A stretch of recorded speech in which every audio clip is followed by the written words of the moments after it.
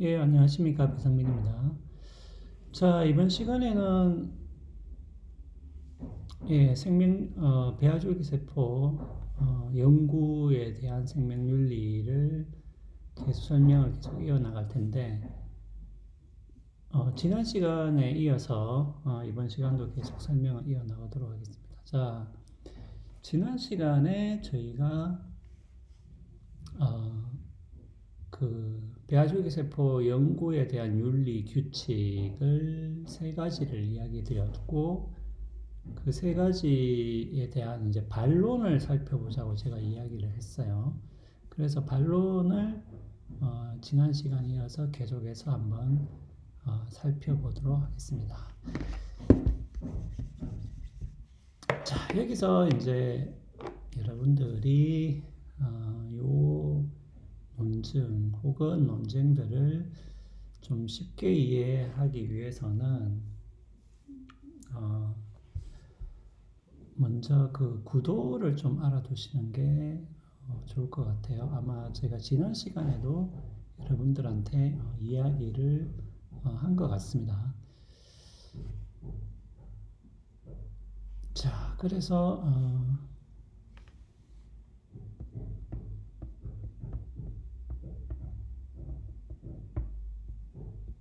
단지 수단 규칙이 있다고 이야기를 드렸고, 그 다음에 non-creation, 그 다음에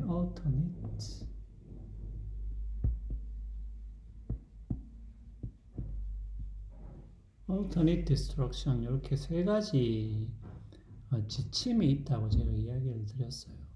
이 세 가지 지침은 우리가 배아를 언제 사용하는 것이 허용이 되는가, 혹은 언제 사용하지 말아야 되는가라는 규칙이죠. 네.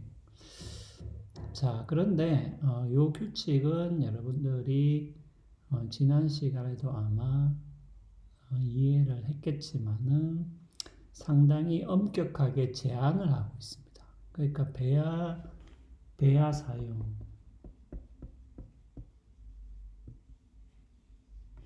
자, 배아줄기세포 연구에서 왜 배아를 사용하는가라는 부분도 제가 지난 시간에 이야기를 드렸습니다.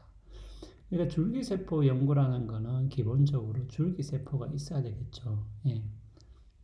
너무 당연한 얘기입니다. 자, 줄기세포가 있어야 되는데, 줄기세포는 기본적으로 배아에서 추출을 하게 되는 것이죠.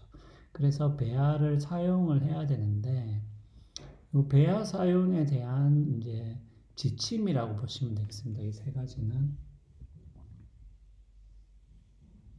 근데 전반적으로는 뭡니까? 만약에 배아를 파괴하는 연구, 배아를 파괴하는 연구를 할 때 배아를 과연 쓸 수 있냐?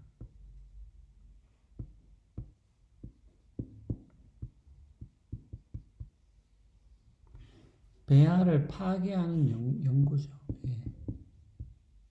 연구에 과연 배아를 사용할 수 있는가라는 요 쟁점에 대해서 요 세 가지 규칙은 대체적으로 부정적이라고 보시면 되겠습니다. 물론 배아를 전혀 사용하지 말아야 된다는 것은 아니죠. 그러니까 몇 가지 조건들이 있죠. non-creation 규칙 같은 경우에는 배아를 파괴하는 연구에 배아를 사용하면 안 된다. 그러니까 그런 연구에 사용하기 위해서 배아를 정확하게 말하면 뭐예요? 크리에이션이니까 만들면 안 된다라는 것이었고, alternate destruction은 일단 이미 배아가 있다고 했을 때 그 배아를 이제 그 파괴하는 연구에 이 배아를 사용해서는 안 된다라는 규칙이었죠.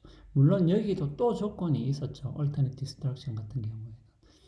그러니까 제가 항상 A하고 B 상황 두 가지를 비교를 해서, 그러니까 요 alternate destruction 규칙은 항상 요 두 가지를 비교를 해서 여러분들이 정의를 이해를 하셔야 됩니다. 그러니까 A라는 상황이 놔두면은 배아는 그냥 일단 생존을 해요. 파괴되지는 않아요. 그런데 B라는 상황에 투입이 되면은 어, 그 배아가 이제 파괴가 되는 것이죠. 그래서 가만히 놔두면은 괜찮은데 이렇게 투입해서 만약에 배아가 파괴될 것 같으면 요거는 안 된다라는 거죠.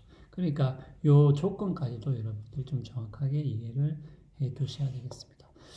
자, 그러면은 뭐예요? 요 세 가지 규칙에 대한 반론이 있다는 것이죠. 그러니까 지금 계속해서 제가 반복해서 이야기하는 것은 요 세 가지 규칙에 대한 반론이 어떻게 전개가 되는지를 여러분들이 좀 이해를 하셔야 된다는 겁니다.